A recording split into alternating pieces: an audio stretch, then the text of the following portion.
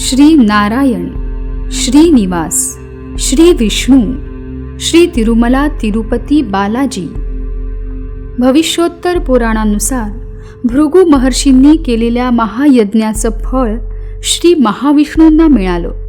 पण त्याच वेळी देवी लक्ष्मी श्री विष्णूवर रागवून त्यांचा त्याग करून करवीर नगराला निघून गेली.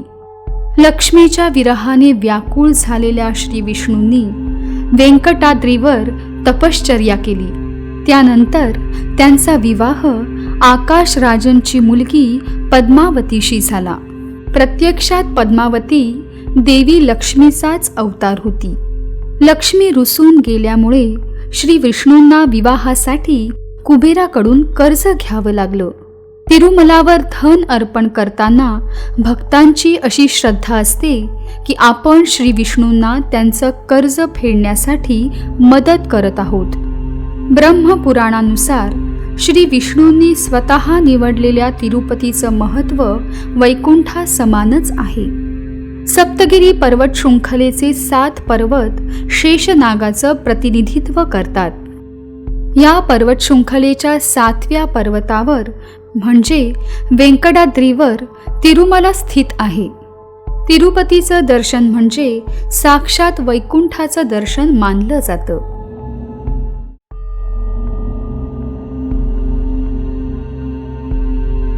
चंचल हरणं, लपाछपी खेळणारी ससे, पक्ष्यांचा किलबिलाट आणि फुलाफळांनी बहरलेल्या वृक्षांनी सजलेला गंगा नदीचा रम्य किनारा. कास्यमुनी काही अन्य ऋषींसमवेत एक यज्ञ करत होते. त्यांच्या नजरेआड नारद मुनी प्रगट झाले. त्यांनी त्या यज्ञाचं निरीक्षण केलं. सतत नारायणाचा जप करणाऱ्या नारद मुनींच्या लीला तर सर्व ज्ञात होत्या.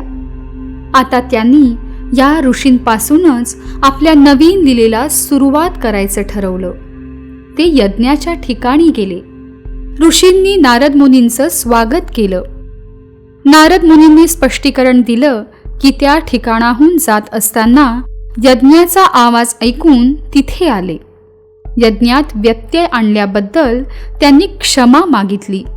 नारद मुनींच्या आगमनाने यज्ञ सफलच झाल्याचं सांगून ऋषींनी त्यांना येण्याचं कारण विचारलं. कारण नारद मुनी विनाकारण कुठेही जात नसत. नारद मुनींनी ऋषींच्या कार्याची स्तुती केली. या यज्ञाचं फळही मोठंच मिळणार असा विश्वास दिला. पण त्या यज्ञाचं फळ ते कोणाला देणार असं विचारलं. ऋषींनी यावर विचारच केला नव्हता. कारण त्यांचा यज्ञ तर सर्व जगाच्या कल्याणासाठी होता. त्यावर नारद मुनी म्हणाले की असं असेल तर या यज्ञाचं फळ ब्रह्मा, विष्णू किंवा महेशाला मिळालं पाहिजे. ऋषींना प्रस्ताव तर आवडला, पण या तिघात श्रेष्ठ कोण ते कसं ठरवायचं हे त्यांनी नारद मुनींनाच विचारलं. नारद मुनींनी त्यांना 3ही लोकात जाऊन 3ही देवतांना प्रत्यक्ष भेटून त्यात श्रेष्ठ कोण ते स्वतःच ठरवायला सांगितलं आणि त्याला यज्ञाचं फळ अर्पण करायला सांगितलं. या कामासाठी कोणाला पाठवावं असं विचारल्यावर नारद मुनींनी त्यांना भृगु ऋषींचं नाव सुचवलं. सर्वानुमते भृगु ऋषींनी जावं असं ठरलं. भृगु ऋषींनीही त्या प्रस्तावाला मान्यता दिली.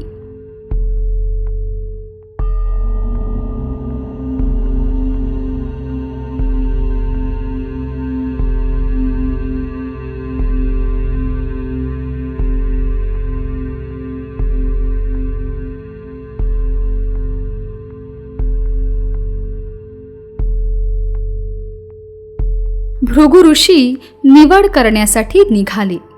सर्वप्रथम ते सत्यलोकी ब्रह्माला भेटायला गेले. त्यांना वाटलं होतं की सत्यलोकात त्यांचा खूप आदर सत्कार होईल, पण तिथे तर त्यांना काही वेगळाच अनुभव आला. ब्रह्मदेव एका विशाल कमलपुष्पावर बसून देवी सरस्वती बरोबर वेदांच्या चर्चेत मग्न होते. ते चर्चेत इतके गुंग झाले होते की त्यांनी समोर आलेल्या भृगु ऋषींकडे पाहिलंही नाही. ते पाहून भृगूंना भयंकर राग आला.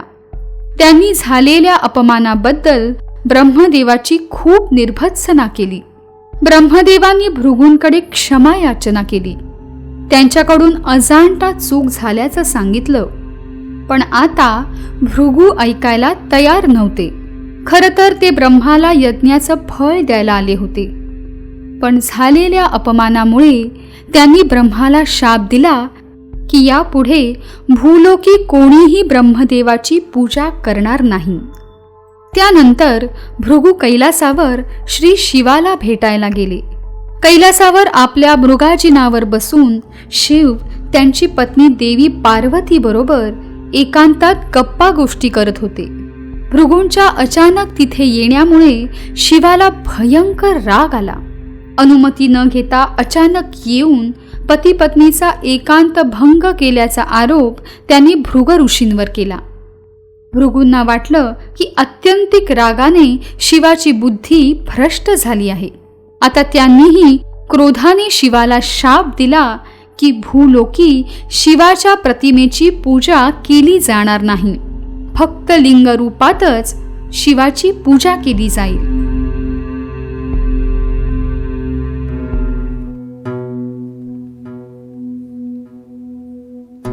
भृगू ऋषींचा राग आता ज्वालामुखीसारखा उफाळून आला होता. त्याच मनस्थितीत ते भगवान विष्णूंना भेटायला वैकुंठी गेले. भगवान विष्णू शेषनागावर पहुडले होते. साऱ्या विवंचना दूर सारून ते देवी लक्ष्मी बरोबर गप्पा मारण्यात मग्न होते. आधीच दोनदा अपमानित झालेले भृगू हे दृश्य पाहून अधिकच चिडले. त्यांनी आपल्या डाव्या पायाने श्री विष्णूंच्या छातीवर लत्ता प्रहार केला. परंतु श्री विष्णूंनी आदराने त्यांचे पाय धरले. भृग ऋषींना त्यांच्यामुळे जे कष्ट झाले त्याबद्दल श्री विष्णूंनी त्यांची क्षमा मागितली. महाविष्णूंच्या या नम्र वागण्याने भृगूंचा राग शांत झाला. त्यांनी महाविष्णूंना आशीर्वाद दिला. महायज्ञाचं सर्व फळ त्यांनी विष्णूंना दिलं आणि भूलोकी सर्वश्रेष्ठ देवता म्हणून त्यांची पूजा केली जाईल असा वरही दिला. तिथे राजमहाली देवी लक्ष्मीलाही राग आला होता. विष्णूंनी तिला रागाचं कारण विचारलं, पण लक्ष्मी इतकी रागावली होती की तिने बोलायलाही नकार दिला. विष्णूंना तर काहीच समजत नव्हतं. लक्ष्मीचं स्थान विष्णूच्या हृदयात होतं हे माहीत असूनही भृगूंनी विष्णूच्या छातीवर लत्ता प्रहार केला. त्यावर राग येण्याऐवजी विष्णूंनी भृगूंची क्षमा मागितली होती. त्यामुळे लक्ष्मीचं म्हणणं पडलं की आता विष्णूंचं तिच्यावर प्रेमच उरलं नव्हतं. रागाच्या भरात लक्ष्मीनं विष्णूंना सोडून जायचं ठरवलं. विष्णूंनी तिला समजवायचा खूप प्रयत्न केला, पण लक्ष्मी आपल्या निर्णयावर ठाम होती. तिने करवीर नगरीत जाऊन तपश्चर्या करण्याचं ठरवलं. निराश विष्णूंचा निरोप घेऊन लक्ष्मी निघून गेली. श्रीनिवास म्हणजेच श्री विष्णू निराश होऊन भूतलावर घनदाट जंगलात भटकत होते. वाटेत त्यांना एक मोठं मुंग्यांचं वारूळ दिसलं. ते पाहून त्यांनी तिथेच राहण्याचा निर्णय घेतला. भगवान श्रीनिवासनी त्या वारुळात प्रवेश केला आणि द्वापार युगाच्या समाप्तीपर्यंत तिथेच तपश्चर्या करण्याचं ठरवलं.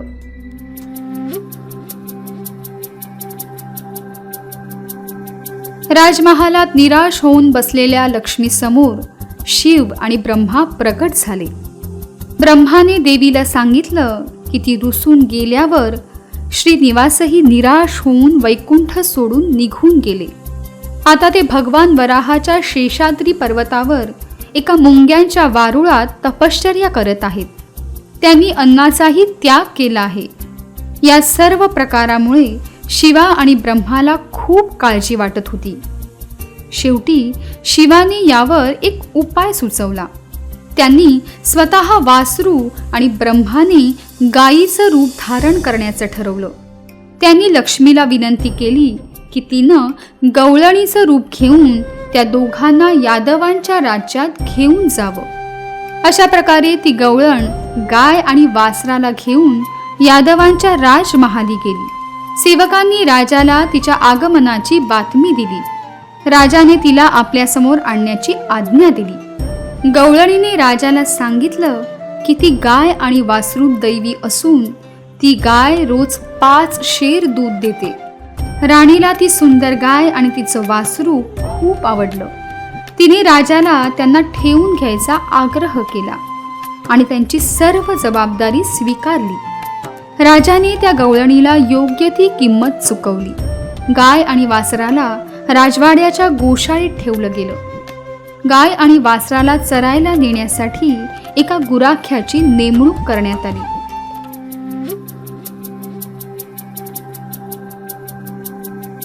दुसऱ्या दिवशी तो गुराखी गायीला चरायला जंगलात घेऊन गेला. गायीला सोडल्यावर तो एका मोठ्या झाडाखाली झोपी गेला. गायीच्या रूपातील ब्रह्मा श्रीनिवास तप करत असलेल्या मुंग्यांच्या वारुळाजवळ गेले आणि त्यांनी वारुळात दुधाचा अभिषेक केला. सर्व काही जाणून श्रीनिवासांनी ते दूध प्राशन केलं. इथे राणी विचारात पडली. गवळण तर म्हणाली होती की गाय रोज 5 शेर दूध देते, पण आज 6 दिवस झाले तरीही गाय जेमतेम अर्धा शेरच दूध देत होती. तिने गुराख्याला बोलवून गायीवर लक्ष ठेवायला सांगितलं आणि सर्व हकीकत राणीला येऊन सांगायला बजावलं. राणीच्या आज्ञेनुसार तो गुराखी एका दगडाआड लपून गायीवर लक्ष ठेवून होता. रोजच्या प्रमाणे गायीने त्या वारुळाजवळ जाऊन श्रीनिवासांना दूध दिलं. गायीचं हे विचित्र वागणं पाहून त्या गुराख्याला राग आला. त्याने त्या गायीला चांगला धडा शिकवायचं ठरवलं. रागाच्या भरात त्याने आपली कुऱ्हाड त्या गायीवर भिरकावली, पण ती कुऱ्हाड बाहेर पडणाऱ्या श्रीनिवासला लागली. आपल्याला रोज दूध देणाऱ्या गायीला मारण्याचा प्रयत्न झाल्यामुळे श्रीनिवासना भयंकर राग आला. त्यांनी गुराख्याला शिक्षा देण्यासाठी त्याच कुऱ्हाडीने गुराख्याचा शिरच्छेद केला. इकडे ती गाय राजवाड्यापाशी जाऊन जोराने हमरू लागली. आवाज ऐकून राजा बाहेर येऊन पाहतो तो काय, गायीच्या शरीरावर रक्त सांडलेलं होतं. नक्कीच काहीतरी अघटित घडलं असावं असं वाटून राजा आपल्या शिपायांसोबत गायीच्या पाठोपाठ जंगलात गेला. घटनास्थळी आपल्या गुराख्याला मृत पाहून त्याला भयंकर राग आला. जवळपास तर कोणीच दिसत नव्हतं. त्याने आपल्या सैनिकांना मारेकऱ्याला शोधून आणण्याची आज्ञा दिली. तो सगळा गदारोळ ऐकून नारायण वारुळातून बाहेर आले. राजाला उद्देशून ते म्हणाले की सेवकांनी केलेल्या गुन्ह्यांची जबाबदारी त्यांच्या मालकाची असते. रोज त्यांना प्रेमाने दूध देणाऱ्या गायीवर त्या गुराख्याने हल्ला केला. त्याचं पाप राजालाही भोगावं लागणार. त्यांनी संतापून राजाला शाप दिला की त्याचा आत्मा याच जंगलात भटकत राहील, त्याला मुक्ती मिळणार नाही. हे ऐकताच राजा भानावर आला. आता तो विष्णूंकडे क्षमा याचना करू लागला. सत्याचा शोध न घेताच आतताईपणे त्याने आज्ञा दिली होती. त्यांनी भगवंताकडे आपल्याला शापमुक्त करण्याची याचना केली. राजाला खरोखरच पश्चाताप झाला होता. त्यांना त्याची दया आली. त्यांनी राजाला क्षमा केली आणि उशाप दिला. त्यांनी राजाला सांगितलं की पुढील जन्मी तो आकाश राजन म्हणून जन्म घेईल आणि त्याच्या पद्मावती नामक मुलीबरोबर ते विवाह करून त्याला मुक्ती देतील.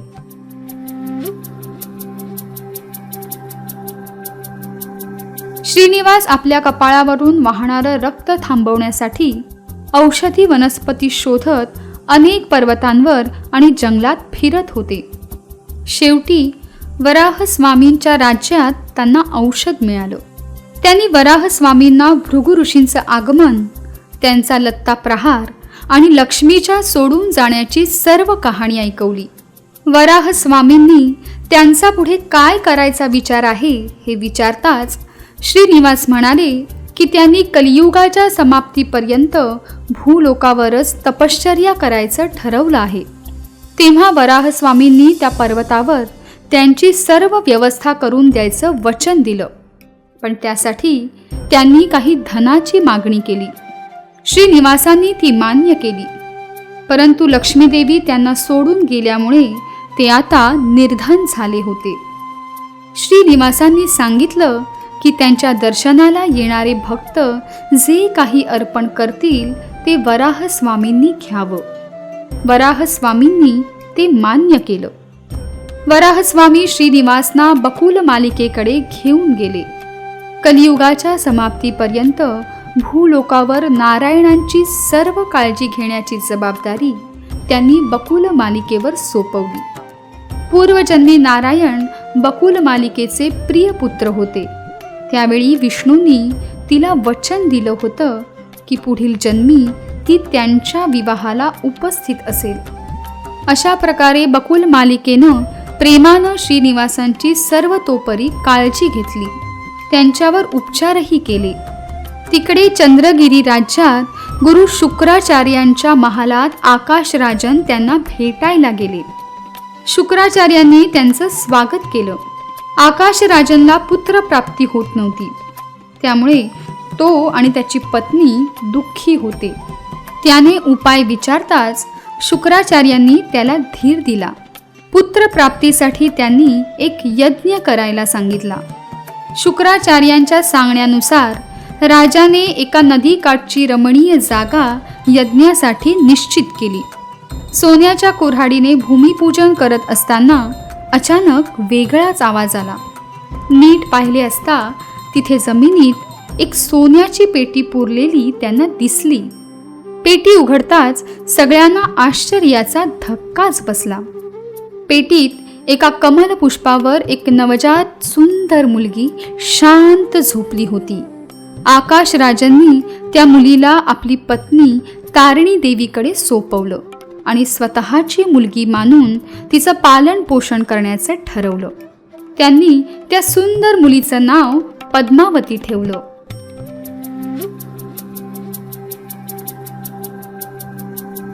कालपश्चात पद्मावती लहानाची मोठी झाली. आता ती एक अत्यंत सुंदर युवती झाली होती. एके दिवशी राजवाटिकेत आपल्या सख्यांबरोबर विहार करत असताना त्यांना भयंकर चित्कार ऐकू आले. सर्वजणी घाबरल्या. एक जंगली हत्ती वेडा पिसा होऊन त्यांच्याच दिशेने धावत येत होता. पण सुदैवाने त्या हत्तीपाठोपाठ स्वतः नारायणही येत होते. त्यांनी त्या हत्तीला थांबवलं. तिथे एक भयंकर लढाई झाली आणि शेवटी नारायणांनी त्या हत्तीला पळवून लावलं. पद्मावतीने त्यांना विचारलं की परवानगीशिवाय त्यांनी राजवाटिकेत प्रवेश केलाच कसा. तिच्या मैत्रिणींनी माहिती दिली की ती आकाशराजांची वाटिका आहे. श्रीनिवास हसून म्हणाले की इतकी सुंदर रमणीय बाग आणि त्यात एक सुंदर युवती पाहून त्यांना वाटलंच की ती एक राजवाटिकाच असणार. त्यांनी पद्मावतीची चौकशी केली. तिच्या स्वर्गीय सौंदर्याने श्रीनिवास मुग्ध झाले होते. त्यांनी पद्मावतीला विवाहाची मागणी घातली. आता मात्र पद्मावतीच्या मैत्रिणी रागावल्या. पद्मावती एक राजकन्या असून आकाशराजांची मुलगी असल्याचं त्यांनी सांगितलं. यावर हसून श्रीनिवास म्हणाले की राजकुमारीचा विवाहच होत नाही की काय. आपण स्वतः उच्च कुलातील असल्याचं त्यांनी सांगितलं. पद्मावतीनं त्यांना फटकारत सांगितलं की तिचा विवाह भगवान श्रीनिवासांबरोबर निश्चित झाला आहे. तशी घोषणाही केली आहे. पद्मावतीने त्यांना तिथून त्वरित निघून जायला सांगितलं.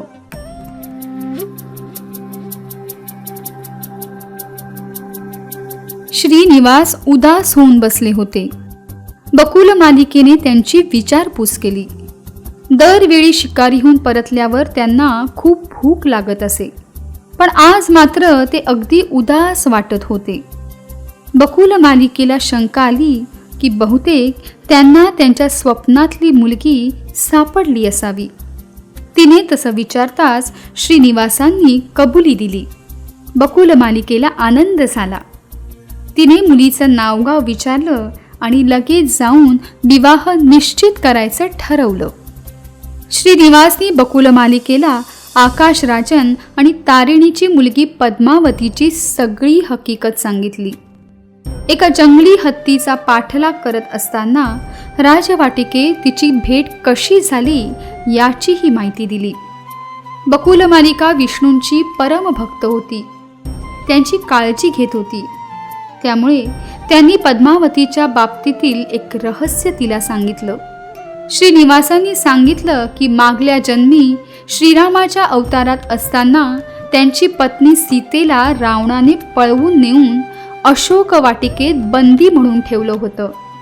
जगाला आपल्या पावित्र्याची साक्ष देण्यासाठी सीतेने अग्निपरीक्षा दिली होती, पण त्या अग्नीतून 2 सीता बाहेर आल्या. अग्निदेवतेने श्रीरामाला दुसऱ्या सीतेची म्हणजे वेदवतीची ओळख करून दिली. श्री नारायणाशी विवाह करण्याच्या इच्छेने वेदवती हिमालयावर तपश्चर्या करत होती. तिथून जात असताना तिच्या सौंदर्याने मोहित होऊन रावणाने तिच्याबरोबर अनाचार करण्याचा प्रयत्न केला. रावणापासून वाचण्यासाठी तिने अग्निप्रवेश केला. त्यावेळी अग्निदेवाने स्वतः तिचं रक्षण केलं होतं. अग्निदेवांनी श्रीरामाला वेदवतीशीही विवाह करण्याची विनंती केली, पण श्रीराम एकपत्नीव्रत होते आणि त्यांचा विवाह सीतेशी झाला होता. त्यामुळे त्यांनी वेदवतीशी विवाह करण्यास नकार दिला. परंतु अग्निदेवांना वचन दिलं की ते कलियुगात वेदवतीशी विवाह करतील. ते वचन पूर्ण करण्याची वेळ आता आली होती. त्यांनी वेदवतीशी विवाह करण्याची इच्छा बकुलमालिकेला सांगितली. बकुलमालिकेने त्यांना निश्चिंत राहायला सांगितलं आणि ती विवाहाची बोलणी करायला राजवाड्याकडे निघाली. पण श्रीनिवासांना मात्र आता राहावत नव्हतं. बकुलमालिका विवाह निश्चित करून येईलच अशी त्यांना खात्री होती, पण त्यांच्या मनात पद्मावतीला भेटायची इच्छा तीव्र होत होती.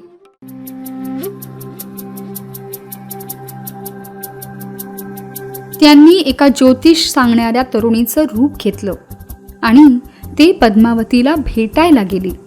राजवाड्यात पद्मावतीच्या मैत्रिणींनी तिला त्या तरुणीची बातमी दिली. पद्मावतीलाही आपलं भविष्य जाणून घ्यायची उत्सुकता होती. त्या तरुणीला पद्मावती आणि तारिणीकडे आणलं गेलं. युवतीने तारिणीला चिंता सोडायला सांगितलं. राजवाडा सजवण्याची वेळ आता जवळच आल्याचं जाहीर केलं. दोघींना काही कळेना. तेव्हा त्या युवतीने पद्मावतीचा हात हातात घेतला आणि ज्योतिष सांगायला सुरुवात केली. राजवाटिकेत मैत्रिणींबरोबर फिरत असताना जंगली हत्तीने केलेल्या हल्ल्याची माहिती तिने दिली. एका शिकाऱ्याने अचानक येऊन त्या हत्तीला पळवून लावून तिचं कसं रक्षण केलं तेही सांगितलं. त्याचवेळी पद्मावतीच्या मनाने त्या शिकाऱ्याला वरलं असं ती युवती म्हणाली. त्या युवतीने गौप्यस्फोट केला की तो शिकारी दुसरं कोणी नसून स्वतः श्रीनिवास नारायणच होते. तेवढ्यात एका दासीने बातमी दिली की राणीला भेटायला बकुलमालिका नावाची एक स्त्री आली आहे. तारिणीने तिला बोलवण्याची आज्ञा दिली. बकुलमालिकेने तारिणीला सांगितलं की ती श्रीनिवास यांची आई असून तिच्या मुलाची म्हणजे श्रीनिवासशी पद्मावतीशी विवाह करण्याची इच्छा आहे. हे ऐकून राजा आणि राणी तर पाहतच राहिले. त्यांना खूप आनंद झाला. त्यांना पद्मावतीचा विवाह श्रीनिवास नारायणांशीच करायचा होता. ते रोज श्रीनारायणाचीच पूजा करत असत. त्यांनी बकुलमालिकेला लवकरच विवाहाची संमती पाठवून द्यायचं वचन दिलं. श्रीनिवासांना भेटायला शुक महर्षी आले. ते नारायणपूर राज्यातून महाराज आकाश राजांचा संदेश घेऊन आले होते. आकाश राजांनी श्रीनिवास आणि पद्मावतीच्या विवाहाला मान्यता दिली होती. श्रीनिवासना अत्यंत आनंद झाला. ज्या युवतीवर अनपेक्षितपणे त्यांचं मन जडलं होतं तिच्याशीच त्यांचा विवाह होणार होता. विवाहाची तयारी मोठ्या धूम धडाक्यात सुरू होती, पण श्रीनिवास मात्र चिंतेत होते. असेच ते उदास बसले असता शिवा आणि ब्रह्मा तिथे प्रगट झाले. शिवाला आश्चर्य वाटलं. संपूर्ण राज्य विवाहामुळे आनंदित होतं. पण श्रीनिवास मात्र चिंतेत होते. कारण विचारताच श्रीनिवास म्हणाले की लक्ष्मी त्यांना सोडून गेल्यामुळे ते आता निर्धन होते. या विवाहाचा खर्च कसा भागवायचा याची चिंता त्यांना पडली होती. ब्रह्माने त्यांना चिंता सोडायला सांगितलं. त्यांच्या सांगण्याप्रमाणे श्रीनिवासनी लग्नासाठी कुबेराकडून कर्ज घेतलं. वाडवडिलांच्या आशीर्वादाने आणि देवतांच्या पुष्पवृष्टीत श्रीनिवास आणि पद्मावतीचा विवाह मोठ्या थाटामाटात साजरा झाला. सूर्यनारायण स्वतः रुसून गेलेल्या लक्ष्मीला घेऊन आले. लक्ष्मीनेही आपले शुभ आशीर्वाद दिले. राजा आकाशराजन आणि राणी तारिणीचा निरोप घेऊन दोघे व्यंकटाद्रीवरील आपल्या निवासस्थानी गेले.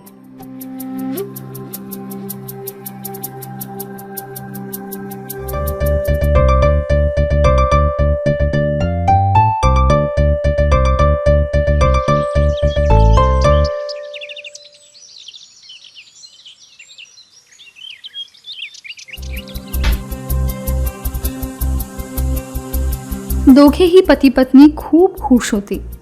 निसर्गाच्या सानिध्यात एकमेकांच्या सहवासात त्यांना सर्व जगाचा जणू विसरच पडला होता. पण अचानक एक दुःखद बातमी आली. एक दूत राजा आकाशराजांच्या मृत्यूचा समाचार घेऊन आला.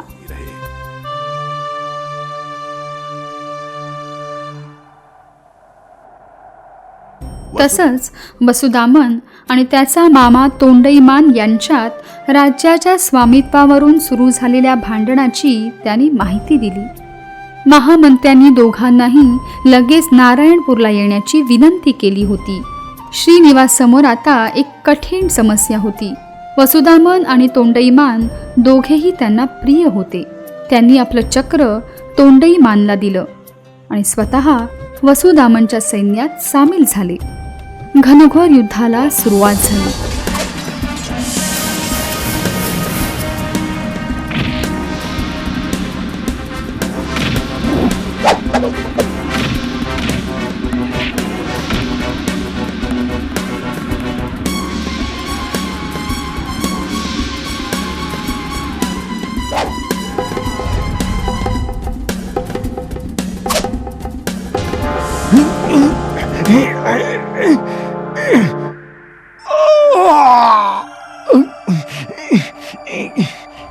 श्रीनिवासना जाणीव होती की या प्रकरणाचा लवकरात लवकर निकाल लावायला हवा.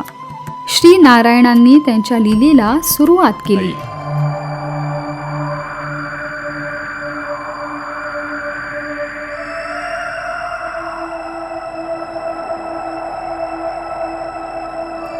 तोंडईमानला धक्काच बसला. त्याच्या हातून त्याच्या परमप्रिय श्री नारायणावर बाण सोडला गेला होता. तो स्वतःला दूषण देऊ लागला. आता विष्णूंनी दोघांना समजावलं की ती सर्व त्यांचीच लीला होती. त्या दोघांना समजवण्यासाठीच त्यांनी हा खेळ रचला होता. श्रीनिवासनी त्या दोघात राज्याची वाटणी केली आणि आदर्श राज्याची उभारणी करण्याचा आदेश दिला. श्रीनिवास आता अगस्ती मुनींच्या आश्रमात जाणार होते. तोंडईमानला त्यांनी आदेश दिला की त्याने या पर्वतावर त्यांच्यासाठी एका मंदिराची निर्मिती करावी. कलियुगाच्या अंतापर्यंत तिथेच राहून आपल्या दर्शनाला येणाऱ्या भक्तांना आशीर्वाद देण्याचं श्रीनिवासांनी ठरवलं होतं. श्री नारायणांच्या निवासस्थानी एकदा ते उदास होऊन बसले होते. पद्मावतीने कारण विचारताच त्यांनी सांगितलं की लग्नासाठी त्यांनी कुबेराकडून कर्ज घेतलं होतं. बराच काळ लोटल्यामुळे मुद्दलासह त्याचं व्याजही खूपच वाढलं होतं. पद्मावतीने त्यांना देवी लक्ष्मीला त्यांच्याबरोबर राहायला बोलवण्याचा आग्रह केला. सहस्र पाकळ्यांचं कमळ अर्पण करून श्रीनिवास पद्मतीर्थावर तपश्चर्या करू लागले. देवी लक्ष्मी भृगु महर्षींसमवेत प्रगट झाली. भृगु ऋषींनी देवी लक्ष्मीची क्षमा मागितली. त्यांच्या अपराधामुळे ती श्री नारायणांना सोडून गेली होती. भृगूंनी लक्ष्मीला पुन्हा श्री विष्णूंबरोबर राहून या जगाला सुख समृद्धी देण्याची विनंती केली. श्री विष्णूंनीही लक्ष्मीला त्यांच्याकडे परत येण्याची विनंती केली. देवी लक्ष्मीकडून भक्तांना समृद्धीचा आशीर्वाद मिळणार होता आणि येणारे भक्तगण श्री विष्णूंचंही दर्शन घेऊन त्यांना दक्षिणा देणार होते. अशा प्रकारे मिळणाऱ्या संपत्तीतून कुबेराचं कर्ज निवारण्यास मदत होणार होती. देवी लक्ष्मीनं ते मान्य केलं आणि त्याच पर्वतावर ती श्री नारायणांसोबत राहून आपल्या भक्तांना आशीर्वाद देऊ लागली.